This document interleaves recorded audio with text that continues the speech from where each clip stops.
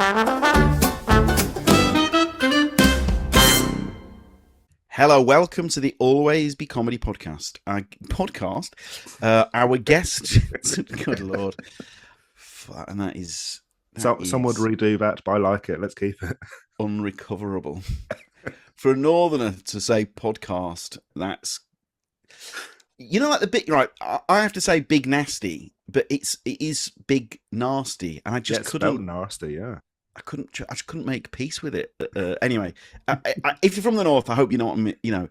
Certain words. If I ever accidentally say Bath, is it the Robert White's got? I don't want to burn his bit. Robert White's got that great bit, hasn't he? About something. Yeah, I can't remember what punchline is, but I've definitely yeah. Funny. In the south, you say, "I'm gonna have a bath." Oh, right. Yeah. Whereas in the north, they say, "I'm not going to have a bath." Bit of fun. That's good. That is a good joke. Right. Okay. Where were we? Yes. Podcast. Oh God. It is Timo. It's the People's Prince, first ballot Hall of Famer. One of the guys who's been with us pretty much from the jump. It's Ed Gamble doing the Rebooked podcast. Ed is always brilliant. Timo, we think this is Ed's best performance on the Always Be Comedy podcast.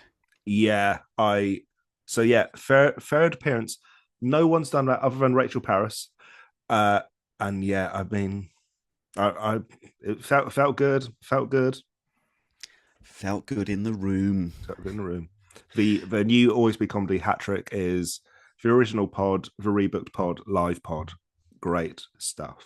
And so Rachel did it as part of Rachel and Marcus. Yeah, it's a double act. Yeah. OG pod, Rebooked pod. Oh yeah. It's all to play for. Timo, Ed Gamble, one of our... Oh, God, it makes me vomit when people say things like, and they're actually one of my favourite human beings. But Timo, one of our favourite dudes on and off stage. We love them. Sorry, guys. He talks about us in the episode. This is, minor spoiler times a million with minor. He talks about how he likes getting there before the gig if he can and staying for a whole night. I love that quality in any comedian, but yeah, Ed is just so much fun. Unfortunately, I can't really bring up a specific instance because it was just us bitching about someone, but I think about it all the time. A lot, some very fun pre-gig chats. Ed Gamble is do you know what, Tim? He's got something my mum would say. He's got a great head on his shoulders. What I mean by that is, it's all happening. He's one of the biggest comedians. Of his generation. Yeah. Obviously, mammoth pod hit, huge on telly. But do you know what? He is. This sounds like sponsored content for Ed Gamble, but I'm going to say it. He is very much still the same old G, and G stands for Gamble. Yeah. He is. He's now properly getting started on TV with hosting. So obviously, Trades Uncloaked is absolutely huge. He's currently hosting Unacceptable on TLC, our favourite free letters. We talk about it too much, but Unacceptable is still on at the moment. And it's just he's now he's a mainstream celeb. It's exciting. He is, but he's still got those metal sensibilities. Yes. Yeah. Oh my God. Absolutely. Yeah. We can still talk about grindcore and stuff with the guy. To explain, if this is your first ever episode of the Always Be Comedy podcast, and my God, what a back catalogue you've got. Yeah. It has been brought to our attention that we are lavishing almost infinite levels of praise on the TLC TV network because of, Timo, they continue to do God's work when it comes to comedy. I mean, good Lord, in the wake of what's happened with Apollo, etc., in the past few days, Timo, hang on, I'm going even deeper. Thank God for TLC, Tim, because they're taking big swings on the comedy front, including The Great Unacceptable, which has been recommissioned for a second season, which is always a great sign when a channel shows faith like that.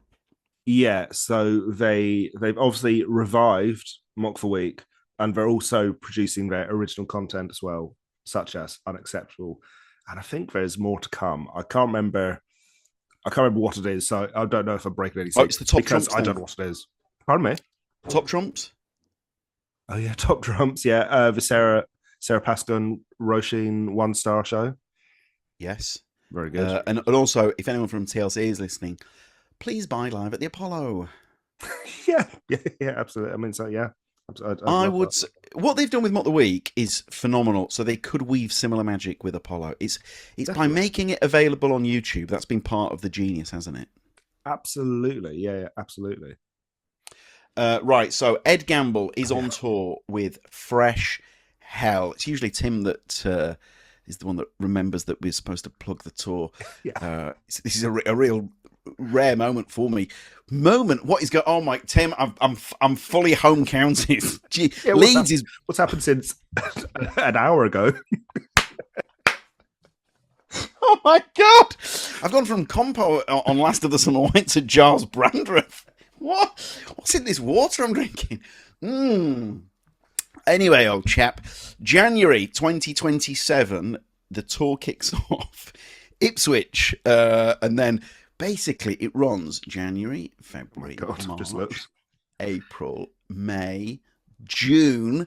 Wow. So it's going to run, even the pronunciation of going was posh, until the 26th of June 2027.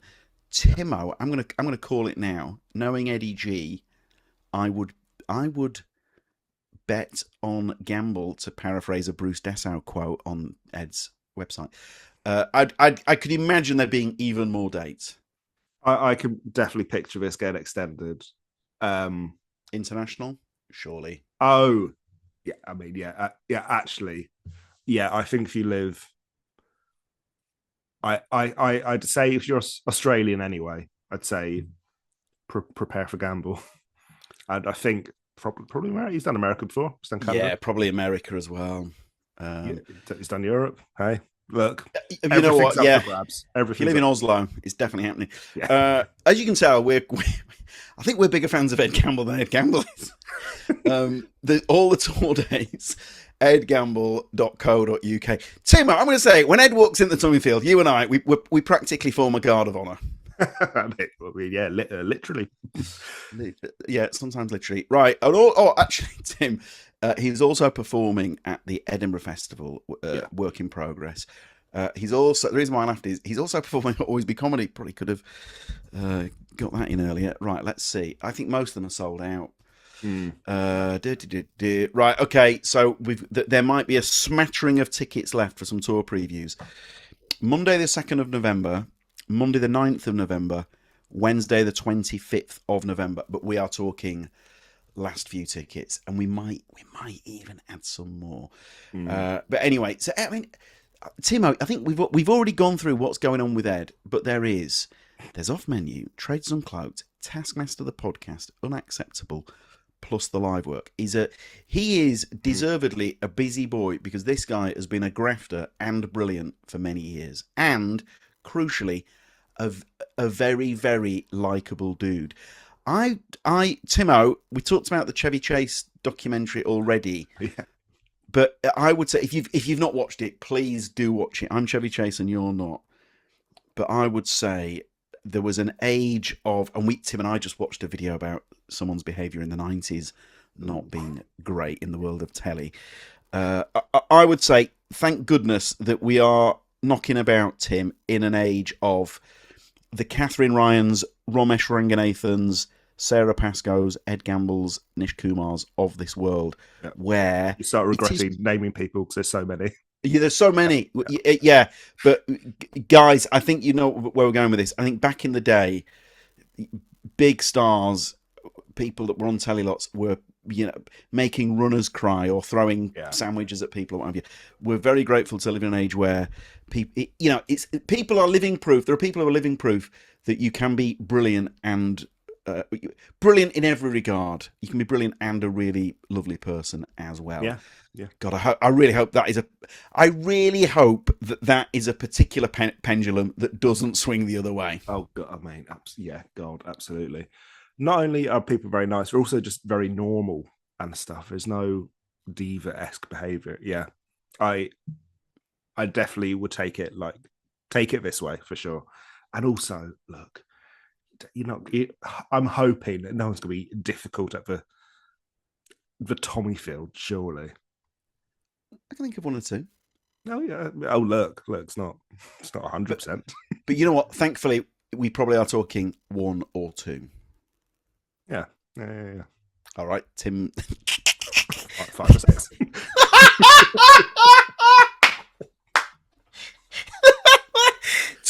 Tim, you just know that Tuesday morning, our WhatsApp. Come on, name the 5 or 6.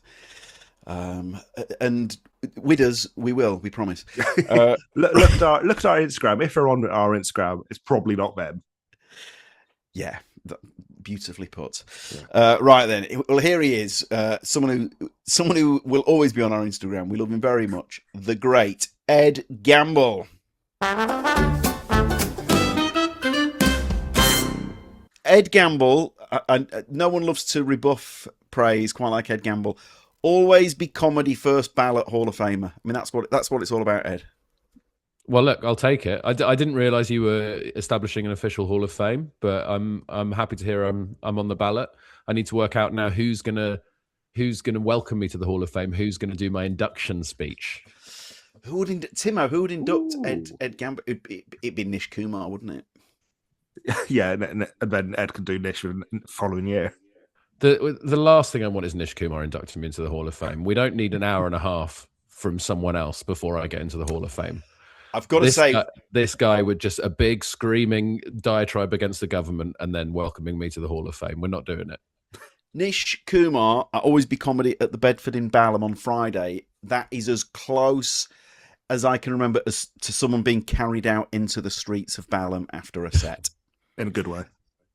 As we walked, can I emphasise that? That's a crucial bit of intel. It wasn't bread rolls and then get him out of the building. I've seen him get carried out in the street in Leicester Square for different reasons. As we walked, Tim, I think you heard this. As we walked from the Bedford to the train station, someone shouted, "Yeah, I did. Go on, Nish!" Like that. It was. I messaged him that night. I was like, "That was brilliant." Leaving the Bedford on Friday was mad.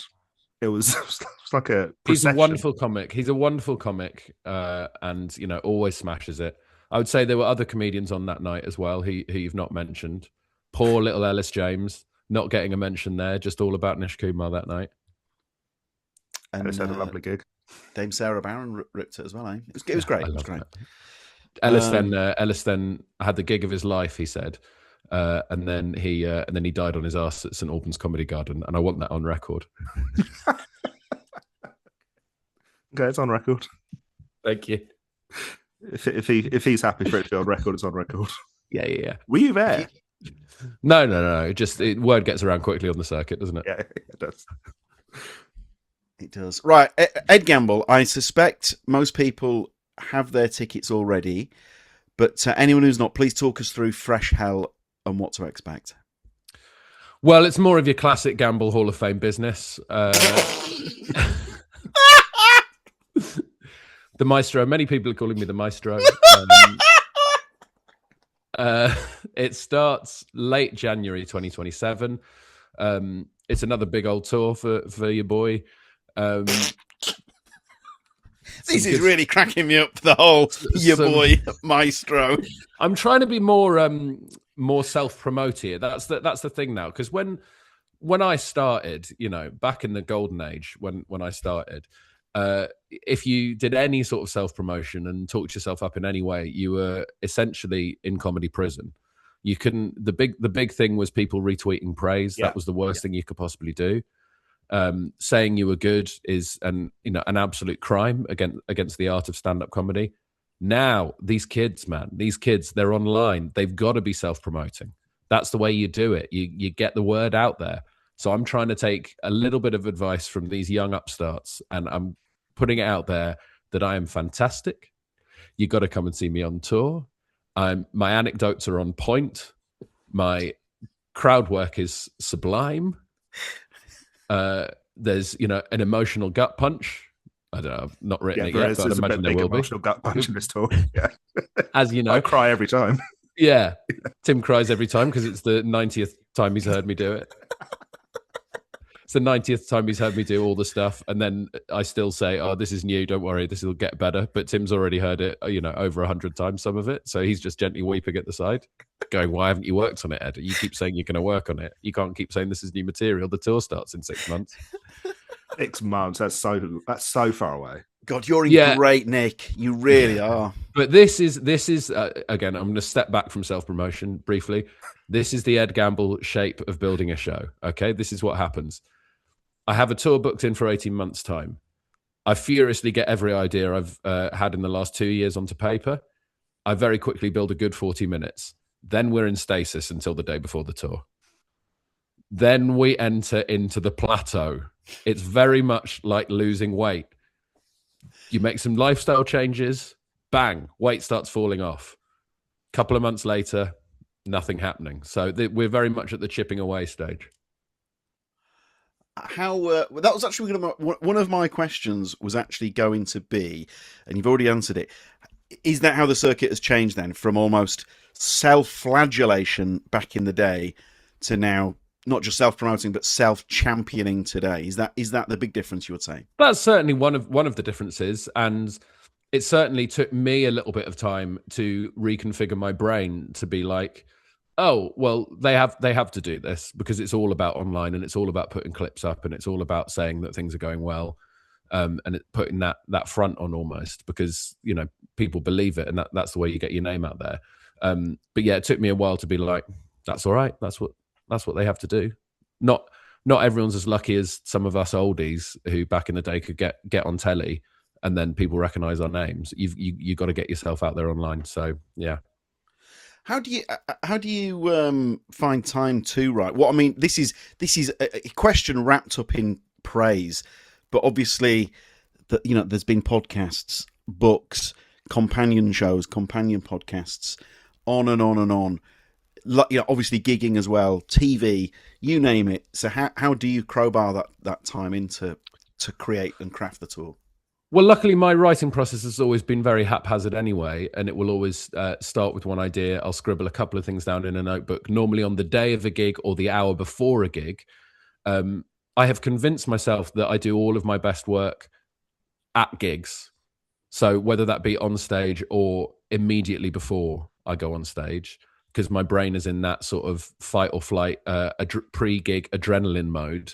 I don't know whether that's true. I'm sure if I tried to sit down on a day where I didn't have a gig and write some stuff, I'm sure that'd be great, but that would involve then me actually doing that. And the hardest thing to do is actually sit down and do some work. So you've seen me write most of my shows either on the stairs at Always Be Comedy Kennington or crouched behind the bar at Always Be Comedy Kennington, normally interrupted by someone asking me if the bar's open or do I have any blue roll to mop up a spill. Nothing keeps me more humble than being asked 3 times at every single gig if they can have a pint of Moretti or what have you. It keeps you grounded, and that's a good thing about that gig sometimes, James. It keeps you grounded. I'm there. It's just me. I'm doing a preview of my tour show. It's listed as Ed Gamble does a work in progress, and someone still comes and asks me for a Bacardi Breezer. And you don't want to have to say, I'm Ed Gamble, I'm the show. But no, I prefer to look at those people's faces because they might have been brought by someone who knows who I am. Yeah. And then they come up and ask for, what have you, a shandy. And what I like to do is go, oh, this bar's not open, you have to go downstairs. And then I like to find that person in the audience. And when I walk on, I like to look at their embarrassed face. That's nice. Or more likely, not embarrassed, a confused face where they go, what's the barman doing on the stage? God, this barman's good at comedy. Yeah. Or this barman is as good as I expected a barman to be at comedy. When does Ed Gamble come on? No, listen, I would say that Tim and I have enjoyed the Gamble rise to prominence, maybe even more than Ed Gamble. Oh, definitely. You definitely have. You get way more pleasure out of it than I do. Oh my God, nothing, genuinely, nothing has brought me more pleasure. Did you ever, this is an uncharacteristically serious question. did you ever feel like was there ever a point where did you ever feel there were people like me that were probably telling you, Ed, you're so amazing, but this was pre-breakthrough. Was that ever getting on your tits when people like me were telling you how amazing you were, or was that all right? James, I love that you think there's other people on the planet who are as complimentary and supportive as you are. There really aren't, man. No one says that sort of thing apart from you. And I absolutely love you for it. And you know what? It's always, chemically I react to it as if I don't know that you say that to so many people. Like intellectually, I have to like reason with myself afterwards. But I get that little ego boost whenever you say something like that to me. And then normally on the way home, I go, James is just the most enthusiastic, supportive man in the world. I'm not saying it to everyone. I mean, that's true. If you're not getting effusive compliments from James Gill, you've really fucked up. You've really fucked up. Tim, I need to be more complimentary towards you. If you're not getting a WhatsApp message from James while you're on stage at James, you've messed up. Oh, that is. It's my favourite. That's got me on the bullseye of my heart.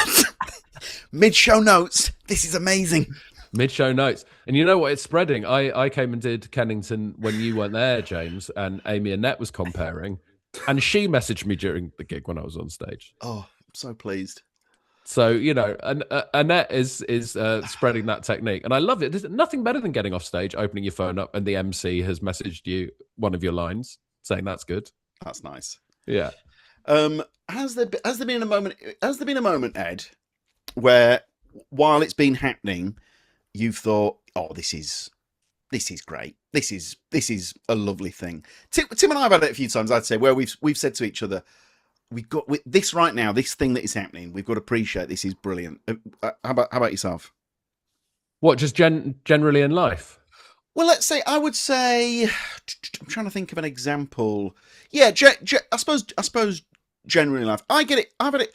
See what happened to me. I was warming up last leg. It was the most recent season, and I was side of stage with Faye from Off the Curb and Charlie Baker, and the three of us were stood there, and I did have that little moment of, this is nice, Nice. Yeah, I mean, probably not. In all honesty, I think there's something also in my psyche where if I think about a moment or think about how big a moment is or how fun a moment is, then I immediately become worse at comedy. So I have to absolutely not care and let go of anything like that to then be good and be relaxed. Because you can see, and anytime I've done a gig where I let it get on top of me, I think, oh, this is a big moment. This is a step forward in my career. I'm absolutely awful because I go all tense and weird. So I have to sort of semi not care really. Afterwards I'll go like, oh, that was good. But at the moment, if I'm thinking of anything other than just fucking around and messing about, then I'm in trouble, and the audience is in trouble. It's not a good movie, but they made the film version of the Wire. Joseph Gordon-Levitt plays the guy that walks the tightrope between the two the twin towers. Have you ever seen that film? It's not a great movie. However, there is a bit in it where he's talking about the he's being taught by his mentor, and it's the importance of the moment you think, oh, this is going well on the wire, then you're going to fall off. And it's the importance of only having those thoughts until it really chimed with me, because I'm with you there, Ed. If I ever have that moment of, this is going great, then I'm going to fuck it. So you've got to, it's true, isn't it? You've got to make sure you've got to the other end of the wire. Yeah, totally. Yeah. So no, I don't ever think, oh, this is nice. which has got to be one of the saddest things I've ever said in my life. I bet even there with that last leg moment, even there, that I've had that thought, this is nice, but then would have immediately gone, right, you're on in a bit, head back in the game, you know. Yeah. I get it when it's like say I come into your gig and there's a really nice lineup on and everyone's smashing it, and yeah, I get it sometimes with that sort of thing when there's like a big gang of us and everyone's doing well, and you feel like, oh, like the British stand-up scene is in great health and there's loads of different acts and everyone's doing well and the audience are loving it. I definitely get that feeling then, but not with my own stuff. Do you not think this is? I think this is an absolute golden age of live comedy. I mean, obviously, I would say that, but Yeah, you would absolutely say that. I challenge you to think of any age you don't think is a golden age. Oh, But right now, I just think it feels so exciting. Tim nearly answered that. Tim nearly. I'm having to think. I'm having to think. Yeah. But there would have been times when it wasn't so brilliant. But this right now, there's so many different types of live comedy. Mm-hmm. Yeah, you know, no matter what your jam is, there's something out there for you. I don't know about you guys. I went through a phase a few months ago where non-comedian mates would say to me, "I'll tell you what, your job must be impossible." And I'll go, "What do you mean?" And they go, "Well, you can't say anything these days, can you?" And I go, no, you can. It's sort of a myth, isn't it? But people believe the myth. But I think I don't think that's true now. I think we've sort of come through that time. I think we're through that. Yeah. I think we're slightly through the people saying it, even though it was never true. Yeah. There was definitely like a couple of years where people were like, well, it's difficult. It must be difficult being a comedian because you can't say anything. And you're like, no. And I sort of had to explain to them, I do say whatever I want. It's just quite a lot of the things I want to say and not the sort of things that are going to upset everyone. And it's almost like they assume, they're like, it's difficult being a comedian because you want to say loads of absolutely horrific shit to offend loads of communities, don't you? You all want to do that.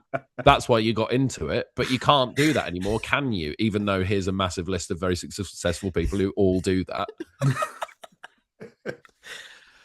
It is absolutely true, isn't it? Yeah. The whole off menu. I mean, it's a juggernaut. What was the moment where it went from this is a fun vibes podcast to this is a big part of my actual career. I mean, that's what. By the way, what an amazing thing! Isn't that just what a great thing? Look, we're absolutely delighted. It's still really fun to do, and it is. It's so difficult to put across how much the great Benito Ben Williams actually does for that show. It is probably the easiest job both James and I have, and we really do. Just Ben's like, well, what about this guest? And we go, yeah, and he's like, okay, we'll book it in for then. It has to deal with our dates and the guest's dates, and that's a nightmare. But we just say yes on a WhatsApp. Then we just turn up to the studio and do it, and then we leave again. And then I just see my mates, interview someone interesting, and then we're done. It's so simple for us. Ben put so much work into it with the editing, the booking, all of that. It's in his studio. It's his production company. And we just have such a good time. And I don't think there was a moment where I was like, oh, this is a big part of my career. It's just, it went pretty well quite quickly, I think, because I think me and James were already known as comics. And by that point, James was already Britain's most memed comedian. He's got to be the comedian who has the least social media presence, but has the most memes made of him, I think. Undoubtedly, yeah. Absolutely. So he was already a big hit online. So yeah, I think the trailer went to number one. I also think we started it. Did it? Yeah. I think we started it at a good time when podcasts were established, but there weren't certainly as many as there are now. Yeah. And we just, I think there was a bit of a gap in the market for comics podcasts. So, and also you've got that brilliant thing where you were already a fantastic comedian, and so anyone who's buying tickets to see Eddie G off the back of the podcast, much like Brett Goldstein would have had with the Lasso fans, where people be sat in the crowd going, "Oh, great, they're brilliant at stand-up," right? You know what I mean? Because there's lots of examples where perhaps the person in question, they've not been doing comedy that long, and so it takes a while for them to find their feet and so on. But you were good to go. Well, also the good thing about podcasting is if you are on stage exactly as you are on a podcast, which is kind of likely because you're like super relaxed in a podcast, just chatting away, and that's the aim of what I tried to do with stand up anyway.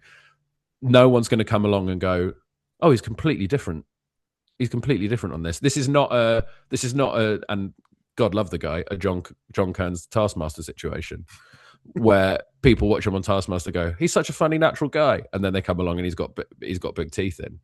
And I'm sure he's converted a lot of fans that way. But I think the initial shock of like, this is not who I saw on television does not happen with podcasting to stand up. I think people are like, this is who we know. This is who we have a parasocial relationship with. Let's make it even more toxic.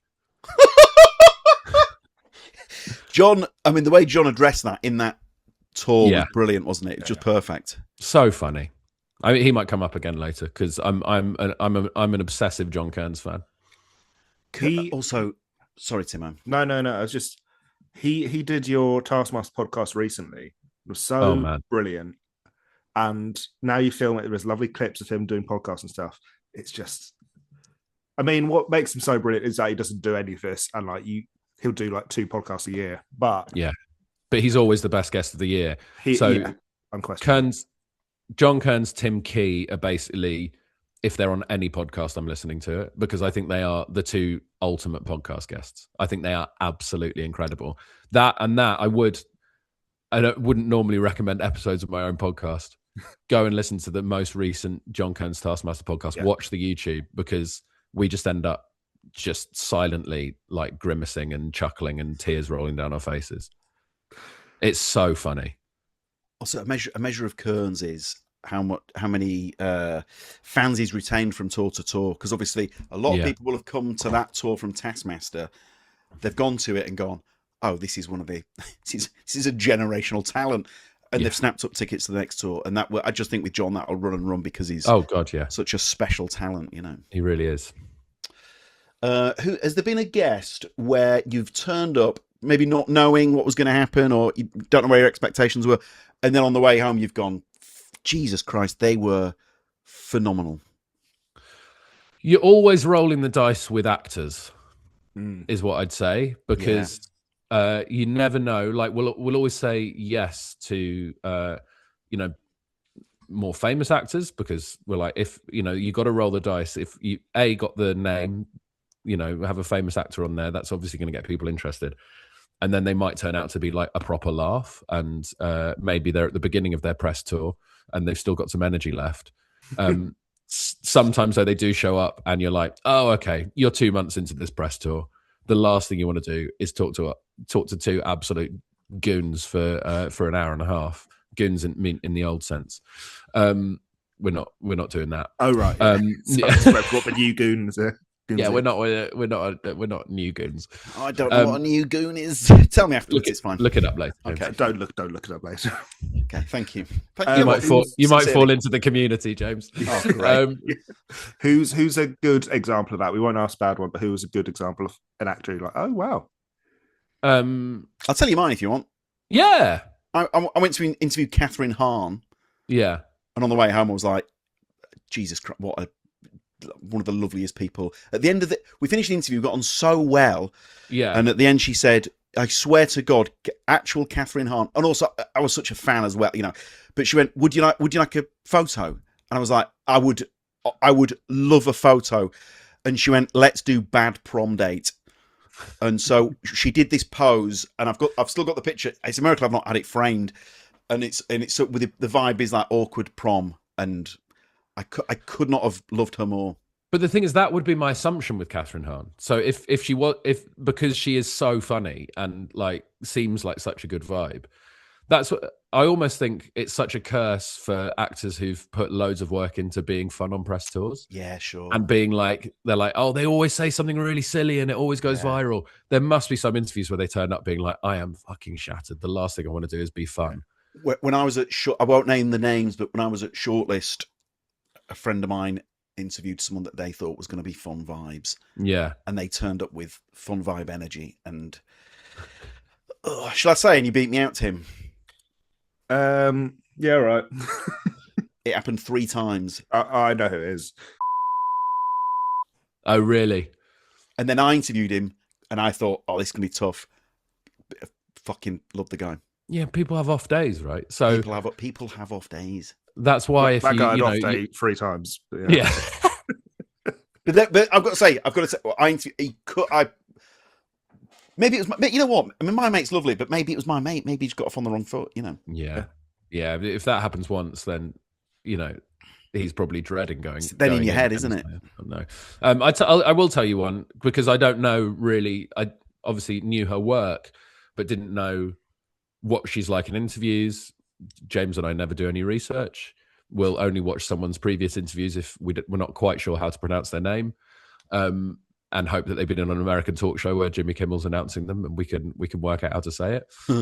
So I didn't know what she would be like in interviews, but Elle Fanning was the dream. Wow, Nice. So funny, had brilliant answers for everything, great stories, bought into all our bullshit, let us get away with loads, was really fun, like engaging us, yes-anding, just the absolute dream. She's brilliant. oh, this is great. Elle Fanning. Oh, it's so lovely to hear that. Someone that you felt is brilliant for forever, and then to find out they're lovely as well. Did it continue in was the WhatsApp group popping or anything like that afterwards? No, I try to avoid sort of attempting to establish friendships with our guests. But she was just great. She was great vibes, like, and you can tell she's just like that. Like, she was brilliant when she arrived, brilliant after the recording as well. Same with Winslet. Winslet was the absolute dream. So funny, absolutely outrageous pre-interview and post-interview. Brilliant in the interview, but absolutely knows what she doesn't want to put on record. I'm surprised that you say that you don't do any research, because that's never come across. I can think of lots of interviews where the person's gone, "Oh, thanks for doing your research," because because they don't. Yeah. Have you ever heard the Brad Pitt, Leonardo DiCaprio on Maron? Brad Pitt does it in a really nice way, basically like, "Oh, thanks for doing your research, Mark," because he asks a question where he obviously has done that. Yeah. He's not done the research. Maybe because you already know a lot about them, perhaps.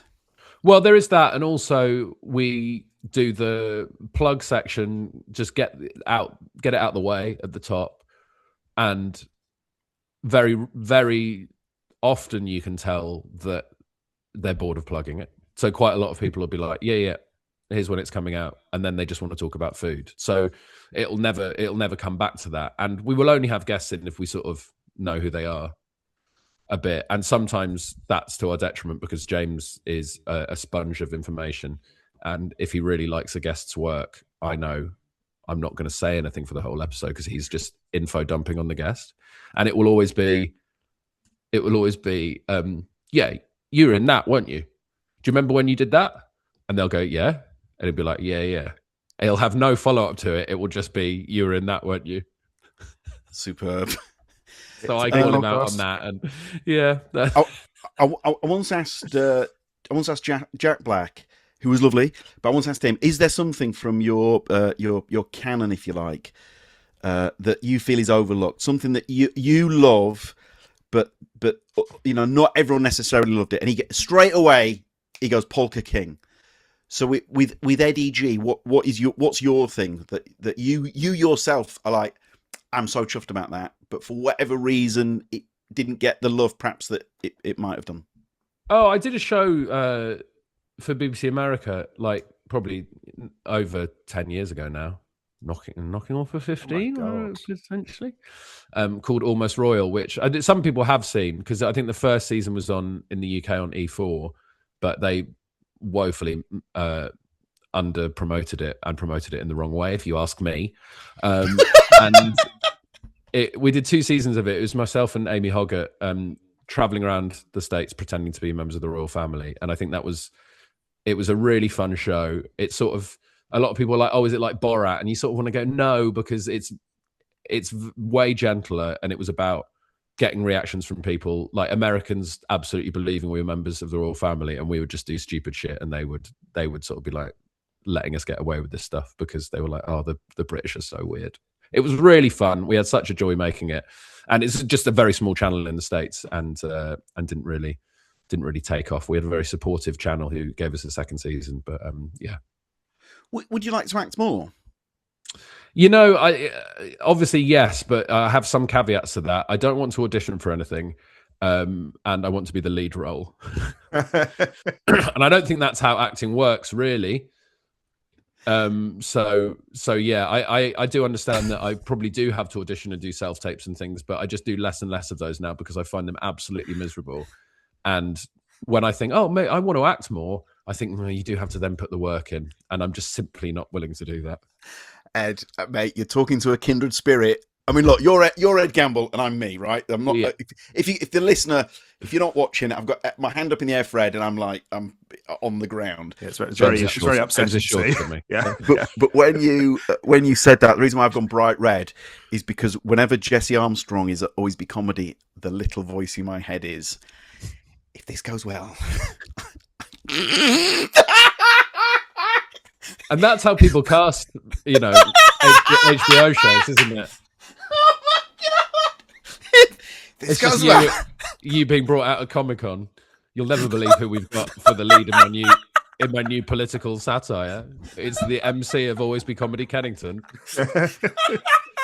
As soon as he did Posh Name Game, I knew that he was perfect for this mini-series.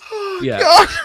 Yeah, I know. And look, we all have thoughts like that, and I think it's wonderful that you just broadcast it, James. But yeah, I think, and I get this is so pathetic. I'll do self tapes now and again, or I'll go in, and people have started seeing auditions in the room again now, which was a very refreshing thing to go and do recently.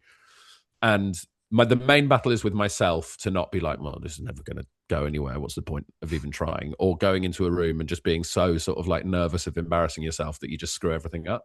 So if I can get through an audition and be like, I've acquitted myself, I think, in the best possible way, then it's as good for me as getting the part. I assume I've never got one, but you you go in there, you do it, and then this is so pathetic. I just hate the way the industry works. I hate that if you don't get it, you don't get any word back from them. Yeah, there's never any occasionally they'll be like, we went in a different direction. It's like, yeah, I know. You probably went with an actor, did you? But mainly it's just like absolute ghosting. It's wild, isn't it? And I've had things where maybe I've got a call back or something, or I've sent a tape in and then never heard anything. And then I've met someone involved in it and they'll be like, you were down to the last 3 for that. Hook a brother up. Tell me. These are the sort of ego boosts I need with acting. Let me know. Why is that the way? Like, the duty of care is there is no duty of care. I think, but actors are so used to it. This is just the actor's mindset is. I think it was Bryan Cranston I heard talking about that, of like whenever he auditions for something, he then completely forgets about it. As soon as he walks out the audition room, he's just like, done. Never thinking about that again. That's really good. You have to be like that, especially if you're doing so many auditions a week. You've just got to. I mean, I don't imagine he's in that position now, Cranston. I'd imagine it's fielding offers and just forgetting about them as soon as he turns them down because he's too busy. But yeah, I think it's an actor's mindset of like, do this, put all of my effort into this audition, everything I've got into it, and then forget about it, which I think is impossible for me.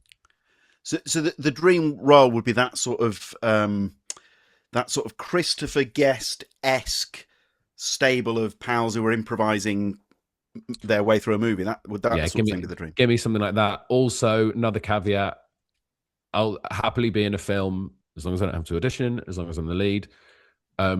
Also, I don't want to sit around too much on set. Okay.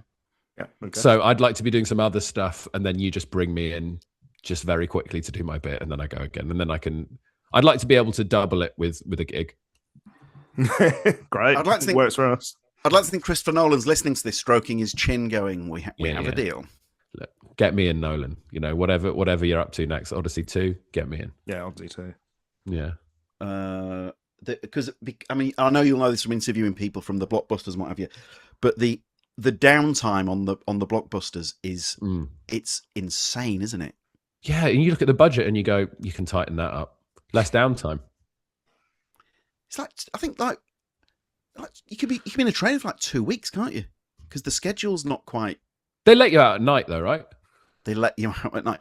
I think it was Zachary Quinto learned how to play the banjo while they were making the Star Trek films. That's an incredible fact. It's a lot of downtime, isn't it?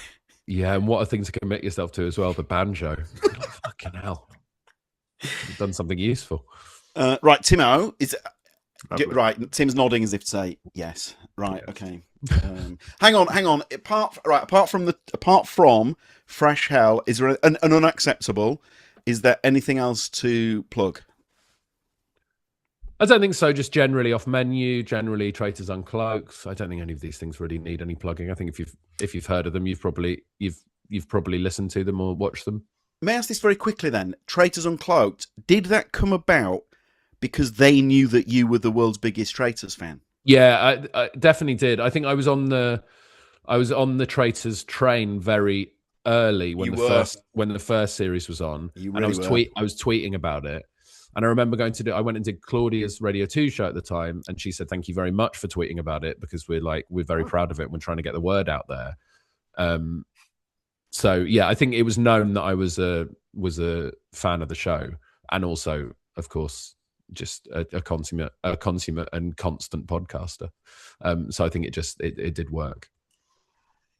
Ed, hang on. Let's bring it back to. There must be a moment where you go, "This is nice. I'm going to do it for you." That is nice. If given your Uber fan from the jump, and then you end up as the host of the companion show. I mean, Jesus Christ. Oh, it's very nice. Absolutely. And I love that the show's got, so massive. And, as a result, Traitors Uncloaked is watched by a lot of people. And I think it's very rare in television, I think, that the idea ends up being exactly what you hoped for on screen without anyone fiddling with it too much. And I think Traitors Uncloaked is something that I think we all, certainly when they had it commissioned, when the production company it was put out to tender, and loads of production companies pitched a sort of podcasty after show thing, and what they always wanted and what I always wanted was not a traditional after show, like glitzy shiny floor, loads doing like sketches, doing all of that stuff. There's some brilliant examples of that, obviously, but there's so much to talk about in Traitors that it lent itself to the podcast format so well. And we literally just get straight into it and talking about the show. And it's people who care about the show talking about what's just happened on the show. And I think we've maintained that. There was one format point that was in a couple of episodes at the beginning. And even then we were like, ditch it, not working. We just need to talk about the show. That we had this scoreboard of suspicion, which looked like do you remember the omelette challenge on Saturday Kitchen and everyone's face was on a pan? It was a bit like that. And we moved their faces up and down based on how suspicious they were in the show.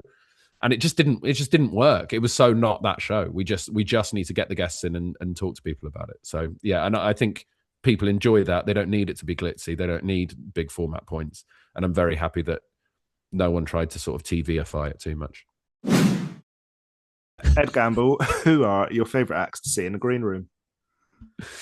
Favorite? I mean, look, I think I'm slightly unusual in some sense for a comedian who's been going as long as I have. I do like to be there for the whole gig. It's nice. It is nice. It is nice. So don't want to show off. Quite often I'm on last. And I hate the idea of arriving just before I go on. And it's different preferences for different people, but I like getting there for the whole gig. In my head, it's because I want to get a feel for the gig. I want to see what how people are reacting to certain things. I want to be there for the atmos. Again, I like to scribble in my notebook whilst I'm at the gig because my brain's in the right state. And then the other day I realized, a lot of this is just because you want to hang out with people. This is some of the only socializing you're getting, because when you start touring by yourself, you very rarely get time to hang out with comics. And this is something I really enjoy doing. So sort of the answer is anyone, but then also I get a special level of excitement when Rosie Jones is on, nice. Which is mad because she's absolutely horrible to me. My favorite thing is arriving at a gig, and Chloe Petts is another one of those acts who I really look forward to seeing. But with Rosie, I'll be there first, and then you will hear Rosie arrive like from maybe 300 meters away. Yes. So it'll be, you'll just hear her say something, normally something offensive about me from a mile away. And you're like, right, here she comes. And she's straight in. She'll do something absolutely unacceptable. We'll have a good old laugh. She just lifts the atmosphere of any green room. Yeah, like absolutely. Totally. Just like massive smile, saying absolutely outrageous stuff. Normally does something disgusting. We have such a laugh. So I always look forward to seeing Rosie Jones. Superb. Very nice. Who is the best new actor you've seen recently? I don't see no new acts. I only do your gig. So we bet new acts. Not Try to- on with me. Who might I have seen then that's new, perhaps? God. Dominic McGovern. There we go. That's your answer. Oh, okay. Oh, yeah, but the thing is, how new is Dom? I don't know what new is anymore. He's debuted in So, Edinburgh this year. I think Dom's pretty new. okay, well, I'll say Dom, because honestly, and we've talked about Dom off mic. That's how impressed I've been with Dom. When he's emceed the Chelsea gig, he's astonishing. His material's brilliant. His crowd work, his chat with the audience is amazing. He's just he's a total natural, and he's like great showmanship and a lot of bombast, but it feels utterly organic and natural. So I think, I mean, he's going to be a megastar, I think. Oh, we are already worried for the day where he lets us know that he can no longer MC because he's the new captain on a panel show, whatever. Yeah. Some old female, not old, hang on. Old, because we've been pals for over 20 years, but I'm going to go with old. Old female uni pals were at a gig, and he referred to them as the Real Housewives of Clapham. And I think it was the highlight of their lives. Because he can pull your leg, but because he's got that twinkle in his eye, totally. It's just jokes, isn't it? Yeah. No, he's brilliant, and he's brilliant. Actually, arriving at that Chelsea gig and Dom being there is always lovely as well, because he's a wonderful man. Yeah, well, there you go. That's good. I feel so old within the world of comedy now that I'm worried if I say an act's new, you're going to be like, they've been around for 10 years, Ed. Ken Dodd. Yeah.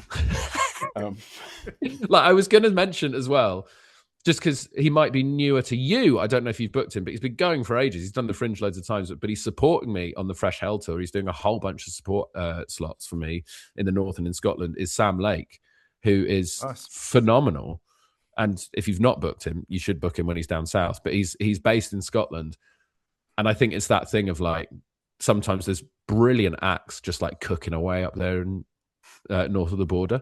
Yeah. And then, but because whatever people say, things are very like England centric, certainly London centric. And then, he'll just arrive and everyone will shit themselves because he's just brilliant. I can't wait for him to support me. He's brilliant with the audience and his material's fantastic. His Fringe show last year was just amazing. He did a whole thing where he came on as a straight comic. So he's a gay comic, but he did 10 minutes at the end of his show where he did a character act as a straight comic called Sam Leg. And he was so good at it. Like, it wasn't like a one-line joke thing. He just came on and he was like so convincing, and the material was really funny. And he did it for 10 minutes. I just think he's extremely talented. So yeah, Sam Lake as well. But again, all caveated with almost definitely not a new comic, but I'm old. How do you? Because it's not your first rodeo. So how do you stay sane on tour? Do you have a routine? Like, for example, are you hitting the gym? Are you? You've always got a book on the go, that sort of thing. You have a nap. Is there, what sort of stuff do you do? All that and more. I mean, I do try and go to the gym most days when I'm on tour, just because it breaks up the day a little bit. I'd say touring has become infinitely better since I've been able to have a tour manager and a support act. So touring starts off when you're touring by yourself, and I did a few tours by myself. It's the worst thing in the world.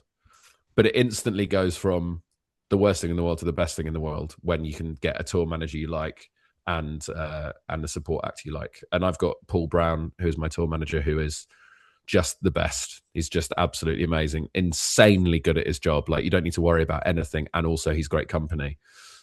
So you just turn into a little gang, sort of marauding around the UK, which is lovely. That's great. And it's just that when you tour by yourself, you're worried about getting to the gig. So you're like, right, when have I got to get in the car? How much traffic is there going to be? I've got to get there at 4:30, 5 to do a tech. When I arrive, are the venue techs going to give a shit about the fact that I'm there? Are they going to have the right lead for me to play my music? Quite often they don't. Are they going to have the right lights to do what I want? We're going to have to run through all of that stuff. And then by the time you get to the show, you're like, I am knackered. The last thing I want to do is this show right now. Yeah. Whereas it should be the show is the thing that you're focused on, but it's so difficult when you're touring by yourself. Now, Paul does everything. He's like, I'm picking you up at this time, and you just get in the car with your little bag, and I'll have a little nap on the way to the show. and then we'll arrive. He'll deliver me, put me in a dressing room, and then he'll go, right, time to go on now. And then so all you're focused on is the show, and you can just enjoy it. Something Mark Simmons said about the nap has stayed with me. Tim, I don't even remember him saying this, but Mark said that when he has a nap, it must be like the synapse in his brain. But when he's got this bit where shout out any word and he'll do jokes about it. And he says when he's had a nap, that is so much better. And I do find, on the rare occasion I have the luxury of managing to crowbar a nap in, I just find I'm so much funnier. The nap is a joyous thing. I'm currently in a situation where I sort of, for this last month or so, I've been slightly less busy because I think whatever version I was of myself about 6 or 7 months ago when I was putting stuff in for this time, obviously when you're going to need a rest at some point. So I've been slightly less busy and I've been at home a little bit more, which has been really nice. I've got into an unfortunate napping schedule. I'm in real trouble when I've got to start working through the day like a human being. How long do you nap for? 40 minutes. I'm a 40 to 45 minute napper. That's and great. it's normally around 3 p.m. And the other day I was out at 3 p.m. doing something and my body started shutting down. I was like, fucking hell, I'm in trouble here. I've got to get back on tour. So I'm in the car at 3 p.m. I've got to do it. It's bad though. It's just living my life like some sort of Regency prince.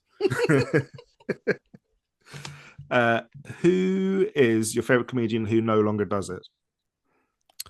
I mean, there's a fair few, and this is like when you get to a certain age in comedy, it's great because you can just sit around with all the comics you started with, and you can all just talk about the past. And one of the big discussions is always the people who stopped. There's one in particular. He's still doing acting, and he's still doing writing, and he's still doing all this other stuff. But I don't think he does stand up anymore. He doesn't do solo stand up. Is Marek Larwood. Who was obviously in We Are Clang with Greg and Steve, but his solo stuff, I saw him do stand-up before I started doing stand-up. So I think maybe he'd won a competition, maybe he won Laughing Horse, or he's in the final of Laughing Horse or something like that. And I saw him at the Watershed in Wimbledon, Laughing Horse, when I was probably 17 or 18. And he absolutely blew my mind. Like, so funny. And just totally over the top, totally insane. He would say absolutely disgusting stuff. And then they did Clang for a bit, and then he came back and did a solo show in Edinburgh after they'd done Clang, and I absolutely loved it. He used to do a character sometimes. He just used to punctuate his jokes with just like total nonsense catchphrases, and one of them was "Screwball Scramble," and I think about that a lot. But he came back into the solo show, and his solo show, he just started this metaphor about being a swan covered in shit, and the end was him doing a song dressed as a swan covered in like brown stains. And he started that show. He came out and he had a huge bit of toilet paper stuck to the bottom of his shoe. And it's stuff like that. He just makes me scream laughing. So I'm sad. I am sad he's not doing stand up anymore. But he is of course doing great work. Man, I forgot about that. He came back, wouldn't it? Yeah. Oh man.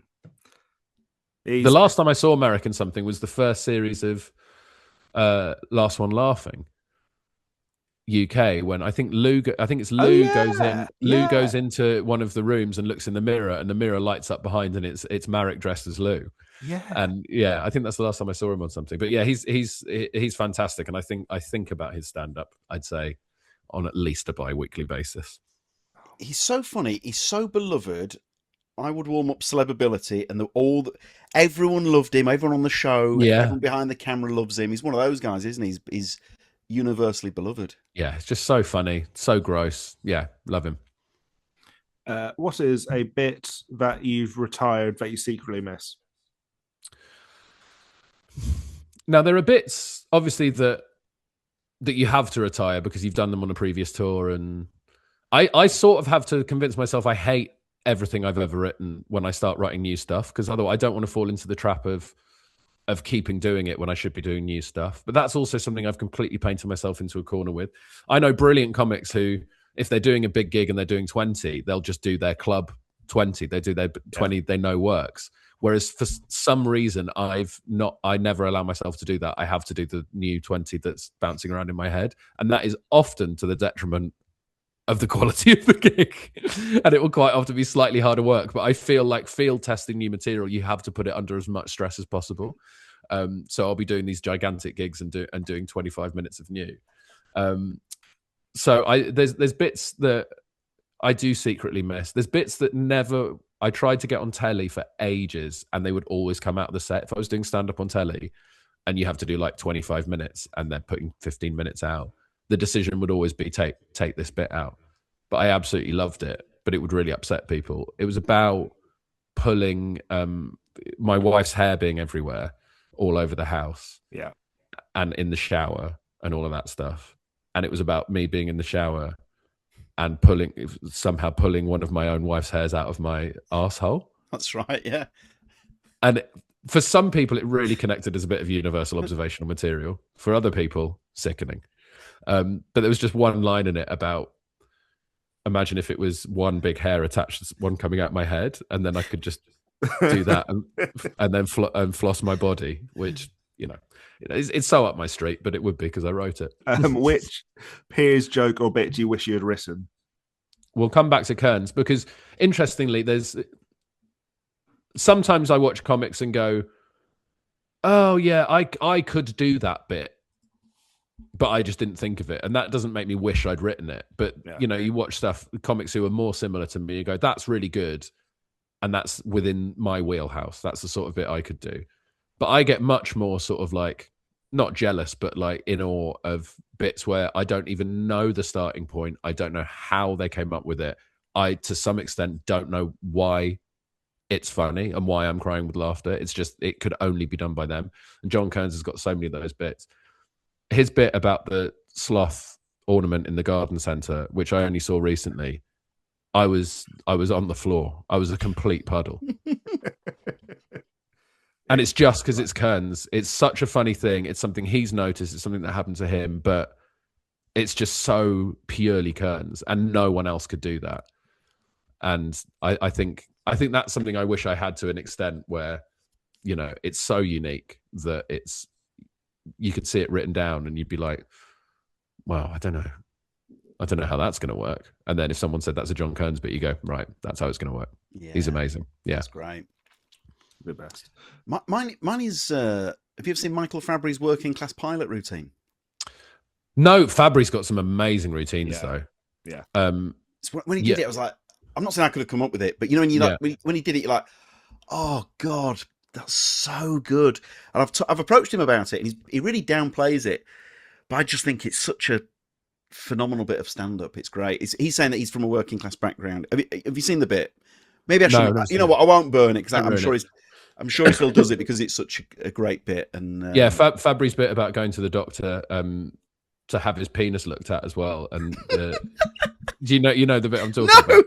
Oh my god! And he bought new pants, and he was like, "I'm a bit worried about this." And then the doctor just blew on his dick, and the fluff came off. I don't know if he still does that, so you might want to cut around that. But yeah, Fabry is a brilliant comic. What is the weirdest way you've made money to supplement comedy? Well, we've had this discussion before on a live on a live pod. I was very lucky to have not been in the world of work for a huge amount of time before I started making money from comedy. I would say in those early years of doing comedy, when there was some money coming in, but cash flow is always an issue, especially the amount of time people take to pay for gigs, where you're doing a gig and then you're like, well, I kind of need that money now, really. And they're like, no, 3 months. And even then you're going to have to chase us. So until you build up that cash flow of like doing enough gigs where there's stuff coming in from 3 months ago, so the gig you're doing now, it doesn't matter that the money doesn't come in for 3 months. You do have to just sort of take as many things as possible within the world of entertainment. And I did a very odd job a few times for, this came through my management. It was very exciting because the email said DreamWorks. So I was like, well, this is insane. So what, am I in a film? No. What they do is, if someone's recording a voiceover or doing an audition for a voiceover in an animated feature, they're normally by themselves. So quite often they need someone else in the room to read all the other lines, and then they record their lines. So I did an audition for a DreamWorks thing, reading against Emilia Clarke. That was very early on. What? And then this is the maddest one, and I did this a couple of times. It was for Penguins of Madagascar, and I was reading all the other lines for Benedict Cumberbatch, so he could record his part in Penguins of Madagascar. But they don't tell you. He didn't tell me how much he needed or wanted, whether it was just his cue line. No one else told me, so I just ended up reading pages of script, doing multiple penguin characters. And then he'd do like one line, and then I'd just carry on. And after about an hour, he went, "You probably don't need to do all of them." Right. Okay, I didn't know how much context you needed, Benedict. I'm sorry. But that was absolutely mad. Like, and you've in those moments, that's one of those moments where you're like, "What the fuck is going on in my life?" That I'm reading Ken Jeong as a penguin for Benedict Cumberbatch. Didn't do the voice. Your Chris Rock impression's incredible. Yeah. But that was actually, it went mega viral afterwards when the movie came out. He can't say penguin. He says penguins. Penguins. What? And Benedict obviously- Cumberbatch can't say the word penguin? No.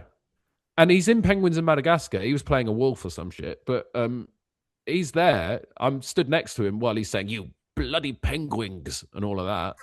And the director's on the other end in LA. And I'm like, I am in no position to start giving notes here. Surely they've noticed. But you could see the director sort of like wincing every time he said penguin. Oh. But he's not telling Benedict Cumberbatch he's got it wrong. They've managed to get goddamn Sherlock in the film, right? This is a huge thing for them. And it came out, and I remember him going on Graham Norton, and Graham Norton being like, "You can't say penguin, mate." I was like, I could have prevented that. I was there for the genesis of that. Wowee. Have you worked with Batch in the last few years? No, not worked with Batch. Never had Batch on the pod. Surely. Had Martin Freeman on the pod and told him that story. Yeah. Just, because we didn't have Benedict on. I was like, closest thing to him. Enjoyed this story. So yeah, maybe one day we'll get the old Batch. cucumber on, and then that'll be a secret ingredient, cucumber. So, Amelia, was this pre-Thrones or post? No, it was just after the first season had been on. So obviously she was getting loads of heat. So it was just me reading in for her when she did an audition. Now, has this come full circle? Have you, as Nashi Trej, Ed Gamble, have you been asked to do voices for animated movies and so on? No, again, sent in some tapes, got a call back, never heard back. The world of voiceover is completely different to the world of acting, which is different to the world of comedy. The world of voiceover is bananas to me. Like I'll get a thing through being like, "Can you go in and do this?" I'm like, "Well, what is it? Is it a test or is it the voiceover?" And they'll be like, just go in and do that." Ooh. And you sort of go in and do it, and you go, "How much money is it?" They're like, "It's some money. Don't worry about that, buddy. It's some money coming through." So, and then I've done it where I've like gone in. Pounds. I've gone in, and they're like, "It's a test." They call it a test, and then you do like loads of takes of it, and then it's on the advert. You're like, I'm not someone who likes to ask questions. I just do what I'm told. So now I try and ask more questions, but that's happened to me a few times where someone's like, "Oh, you're the voice of blah, blah, blah." And I'm like, I don't even remember doing that. Wow. Timo, you get paid again. We were pulling the same face there, Tim. Oh, yeah, absolutely. So is that quite common in voiceover, i.e. feels a bit naughty? No, but it doesn't. I think that's just how it works. Like, I think I just don't understand it. So I have to ask questions of my voiceover agent where I'm like, "Is this going to be on?" And they never seem to know. It's always like, "Well, maybe." Like, if it goes well, then they'll use it. Right, okay. So you get paid for the studio time, and then if they use it, then you get paid the big old whack of money. Fair enough. Right, okay. But then if you don't know how much that money is it worth going in to do it in the first? So I don't know. Sure, but I'm very happy with all the voiceover work I've got, and thank you so much. Shout out Kazoo. Shout out Kazoo. R.I.P. Brought that company to the ground. Oh, no. Kazoo, no, you can't. what is the best advice, perhaps from another comedian or something you've learned along the way? I mean, I'd say I don't. A lot of advice from other comedians, I think, it always says more about them than it does helpful advice. So if it's like an elder statesman being like, "You've really got to do this," it's normally just, it's not horse shit, but it's just like you're projecting your own personality into this situation. I think the way you learn best is just by hanging around with, watching the whole gig. And this is when I turn into a grumpy old man. There's so many newer acts who leave after they've been on. And I think better than any advice that anyone could give you, the best thing to do is just be around comics who've been doing it longer, see how they behave and take that as you want, whether that's in a sort of, you're like, they're professional, they're doing well, they're nice, or I never want to be that person. I think that's the only learning experience you can have, is just being at gigs and chatting to people. Although Frank Skinner did once tell me never sit down in your show trousers. That's good. Which I do like as advice, but I tend to just wear jeans. So I think that's fine. Yeah. I think you're absolutely right there. Timo, I've seen a couple of acts leave early. We obviously know who's on next, and I think I've told one act actually to stick around. Yeah. For that reason. If I was you, I'd watch blah, blah, blah, blah. I think it's important, and I think you should be going into comedy because you like comedy and you like watching comedy. I don't see why, if you unless you're doubling or something, or you've got to go off and do something else that is important, I don't see why, if you're on in the middle or you're on first, that you're not hanging out. If you're a new comic, you may as well, even if you're not a particular fan of the headliner or fan of the middle acts or whatever, you may as well just soak it up and chat to people. I think it's all invaluable stuff. Yeah. Who's the guy? Question for the group. I know we've got a wrap, but who's the guy where you're like, sorry, gender neutral guy? I can't emphasize that enough. Yeah. Where you're like, I can't wait to watch them, and it's sort of like learning from them, masterclass, all the reasons that you give there, Ed. I think mine, just to get the ball, mine would have to be Harry Hill. There was one time Al Murray was there, and because they've known each other forever, Harry Hill asked Tim, once he'd been introduced, Tim had to physically hold him from going on the stage, and they had like a pretend fight. Yeah. And it was just as a different way. I think partly to make Al laugh, but also just to do something different. And it was as if they'd had some sort of physical struggle, and then Harry eventually goes, "Get off me!" And it was obviously fucking amazing. It was amazing. I mean, I watched. I mean, Kerry Godliman's someone who I will always watch, because I think she just has something that very few people have, where she's so totally natural and the audience buy into her so quickly, and something that I certainly don't have, where a lot of the audience are like, she's one of us. She's an extremely funny version of someone who we are and the people we know. And I just think she's such a brilliant writer, such a brilliant performer, and just such a nice person as well. So I love watching Kerry. That's a great shout. Yeah. Timo, we will never forget when Kerry was doing the Spinal Tap 2 press tour. We'd had an on-the-day pull. Yeah. It was an afternoon pull, and KG came from the Spinal Tap press tour to close. Brilliant. What a hero. Great stuff.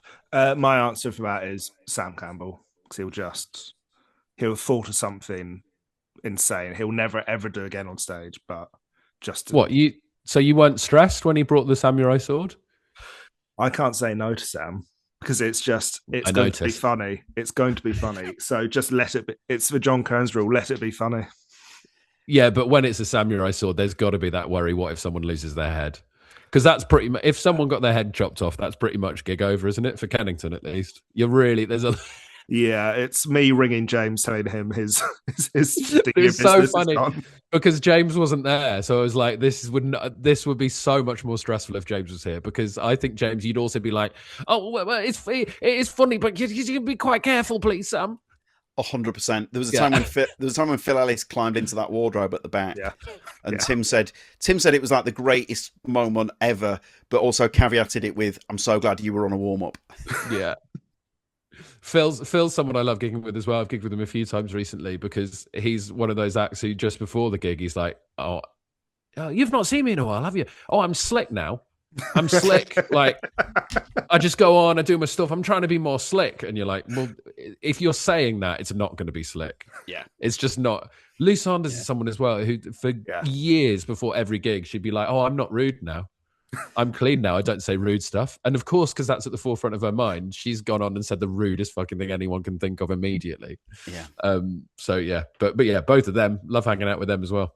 Oh, man. Ed, thank you so much for coming back. We're very grateful. God bless you. Good up with the tour. Anytime. I hope it was all okay. It was wonderful. Third It really appearance. was. A rare third appearance. The OG only one live other than Rebooked. other than Rachel Paris, the only one to have done 3 appearances. Thank you very much, Ed. Thanks a lot, Ed. We're always grateful. Here's to the 4th. See you for the Here's to fourth. We'll send you the link now for the 4th. Cheers, guys. God bless you. See you soon. Cheers. Oh, man, what a treat. Huge thanks to Ed Gamble. Timo, what did we learn? Did we learn? That's the thing. What did we learn? Did we learn? It's always easier when I could just go. My favourite memory is this lovely thing. But yeah. What did we learn? What did we Gamble? learn? Oh my God. You know what? Go on. Okay. The one I've got is for Benedict Cumberbatch Studios. Mine's the same. Oh, is it? Okay. Yeah, because if that happened to me, it'd be one of the first things that I would ever tell anyone. But the fact that we've known Ed for all these years and that was news to us is a testament to the man, isn't it, really? What other goodies has he got up his sleeve? I know. I am now desperate for Benedict Cumberbatch to do off menu or something because, like, surely a reunion must take place. So funny. And the act out he did of... Probably don't need to read all this. Yeah, superb. Right, Timo, any other business? No other business. Thank you very much. Tim, I must say, I probably do need to read this out. Okay. So we mentioned a sitcom that's being made, and somebody very kindly DM'd us. I really should have had this prepared. Yes. Sorry. Yes. I do remember what you mean. Oh God, I can't find it. This is... Yes, thank God. Great. Right, someone called Sarah messaged. So we mentioned this. There's an autism sitcom being made, and one of the people who are making it, they'd heard our podcast, dropped us a lovely message. Just to give a bit more context, we're pretty much a ragtag group of no-name autistic comedians being exec produced by another autistic creative with a big-ass podcast that has a massive following of almost exclusively boomer men who love rock history. Penn Jillette, Patton Oswalt, and Fred Armisen are his fans turned friends, and he somehow wangled all three. Tim, I think it makes it all the more extraordinary. Yeah, that's so lovely. Wholesome, as some people would say. Really wholesome stuff. So they were Timo. They were really appreciative that we'd given the sitcom a push on I think it was the Friday episode, wasn't it? Yeah, absolutely. Yeah, really, really lovely to hear about. That was so cool. Right, now the thing is, I'm going to let them down if I don't reveal where it's going to be available. I think it's right. Oh, Timo, it's out now, and it's called. Fantastic. It's a superpower double question mark. It's available online. So please be sure to check that out. You know what, Timo? We could even put it in the show notes. Yes, that will be in the show notes. Click on through. Superb. Right then, Timo, take care. Speak soon. Thank you very much, everybody, as always. Thanks to the great Ed Gamble. And we will see you at Always Be Comedy soon.